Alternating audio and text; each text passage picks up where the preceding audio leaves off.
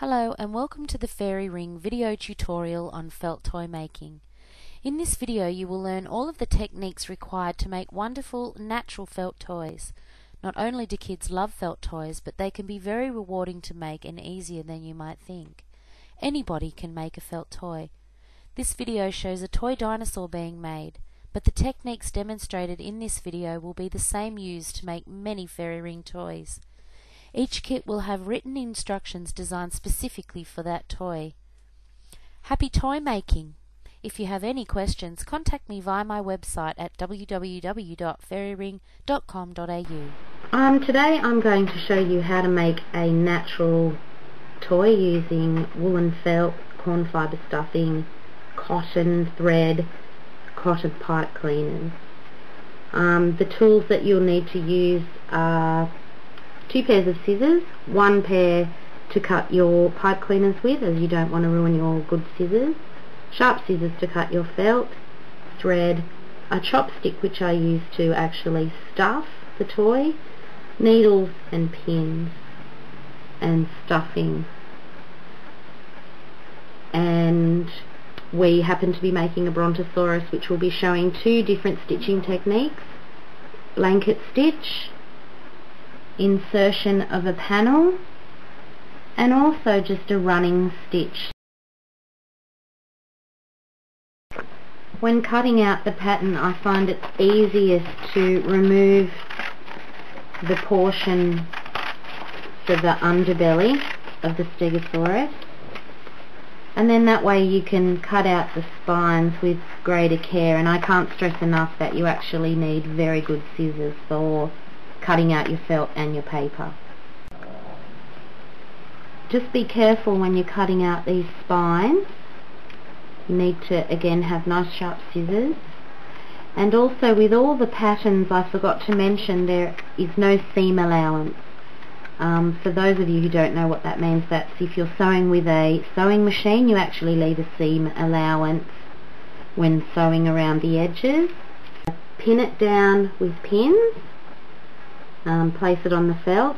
I generally, when making a toy, wouldn't use this size felt, as there would be quite a bit of wastage, but just for the purposes of this demonstration I will use a large piece of felt. So you can either, as I said, you can either pin it down, and as with the body we're going to need 2 pieces, so I've doubled it over. If you don't feel comfortable cutting out both pieces, you can cut 1 piece at a time, one side of the body. Because I like to use pins and just cut around my pattern, I'm going to put quite a few pins down. The pattern does look all bubbly, but that's okay. It's just because it's paper on, soft felt.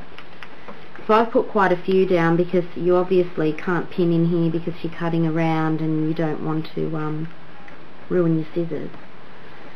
With the underbelly, I actually pin it along the fold here, so then when you cut it out you actually end up with the underpiece in one. First I'm going to cut this piece off. It just makes it easier to maneuver the felt around the spines to get precision cutting. You want to eliminate as much of this felt before you start cutting, because then it does help you get precision with your scissors. I'm going to start at the bottom. Now it doesn't matter if it isn't exactly on the paper, as when you start stitching it will pull all this in.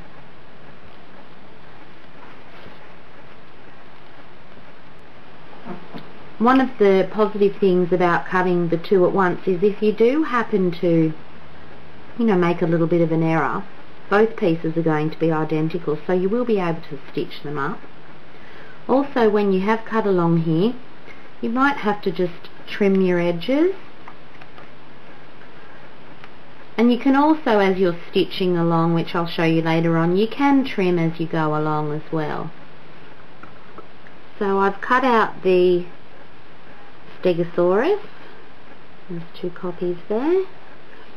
And here's the underbelly that I've cut out, and the reason why we cut it on the fold is then we have, as I explained before, one piece which then becomes the underbelly for our Stegosaurus.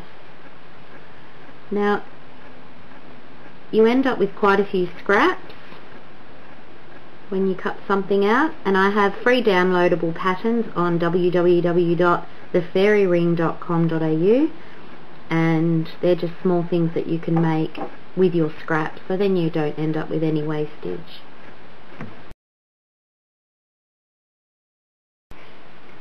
When putting your underpiece in, you'd probably pin it there. You can see that it fits in with the feet, and this applies to any undergusset that you're putting in. You line them all up and then you can see that it will fit under here perfectly. Now it's fully pinned.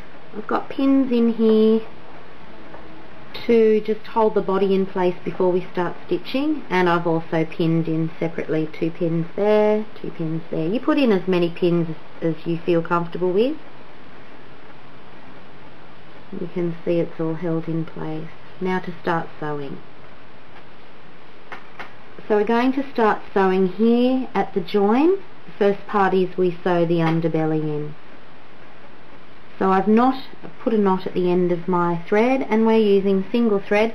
Some people strand their thread, so this has actually got 8 pieces of string in it, and some people like to stitch with 2. I actually like to use the whole lot because it not only holds the felt in nice and tight, but it also, when you're stuffing them, you want a firm toy. Making a successful felt toy isn't only about the stitching, it's also about the quality of the stuffing as well. So we're going to use a blanket stitch. Don't worry if you don't know how to do it, I will show you close up exactly how to do the stitch. But you're going to start down one end first, all the way around, following up and finishing down there. So the first stitch joins the body together, the 2 pieces of the body together, to hold that in place before we start. So everything ends up lining all up. So you're making a loop first. You put the needle and the thread back through, and then you pull it up and it slips down.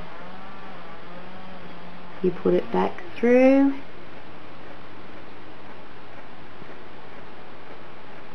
ensuring that when you put your needle back through the loop and catch the stitch again, and that is blanket stitch. So this is just a close-up on blanket stitch. Go through, pull your thread. Using a long piece of thread to start with also can get a little bit twisted, but I start off with about 90 centimeters of thread, then that way I have enough thread to do the whole underbelly in one go. Then you're not having stopping and starting. I'll show you again. Having stitches that aren't too far apart is also a good idea as well, because then your stuffing doesn't come out. And for stuffing you can use corn fibre stuffing, or you can use hemp or wool. I only use natural fibres. Okay, now I have finished the second half of the underbelly, and now we're just going to do a knot. So you go through and back through your loop the opposite way. So with the blanket stitch we were going through one way, and then if you go through the loop from around the back you actually lock off the thread. Then you slip the needle through, popping it out, and then you can trim that piece of thread off leaving a nice tidy edge and no loose threads sticking out. I've now sewn up to the end here, and at this point this is where you would start to work on the inside of your creature. So I'm opening it up. I have access to the inside. So you get your pipe cleaner, you fold the end over just because the ends are sharp and you want a nice rounded end so you're not going to hurt anybody. And then this is the point where you would then put that down inside of the leg if you had a long-legged creature. Cut it to size, and you would be inserting your stuffing down into the leg using little bits with your pipe cleaner and stuffing them down into here, making it nice and compact like this head here. At this point on this toy, you change the type of stitch you're doing. You don't want to stitch up and around the spines. You actually want them, you know, to be loose, how they are on the dinosaur. So on this toy you do a running stitch. This is also on the dragon pattern as well, which you'll see that will be coming. That's a kit as well you can get, and you just go in and out. So you turn it around too to ensure that your stitching is straight, and then making sure it comes through on the right place on this side. Then it's just straight stitching. I've completed the running stitch and that's gone along there, so when we stuff it there will be separation between the spines, which will add to the realisticness of the dinosaur. So this is, at this point, this is where I'll stuff it now. I might just take this pin out just so I don't stab myself. And the key is with stuffing is just doing little bits in a time, and then with the chopstick, you know, it's easy to, you know, locate it into the position. I'm jamming it down quite hard as well. And by using the chopstick, then you're also not stuffing your hands in there and therefore stretching the felt as well. You can overstuff them as well, and then you're just stretching the felt, but it's always just good to feel. You can also use your scraps, the smaller scraps, instead of putting them into the bin. You can also stuff these in. I'd just use these parts for the body. You might have to cut them up, probably to this size here, not too big, smaller than a 5-cent piece, just with those little niggly bits. And you can also just stuff them into the belly area, because you don't have to have so much, you know, it's not so defined as these areas are. I've completed the blanket stitch down the tail. Now along this part here I will again do the same running stitch as I've done along here, and then that way you'll get the same effect of the having lots of spikes. Put the pipe cleaner in, then I'll complete the stuffing as well.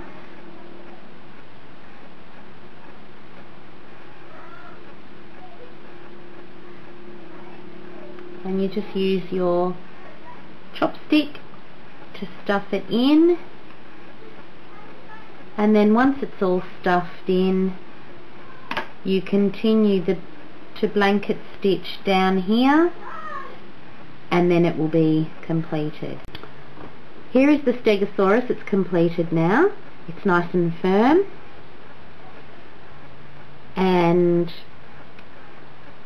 these patterns are available from the fairyring.com.au. You can get them in kit form, or you can buy the toy already made by me.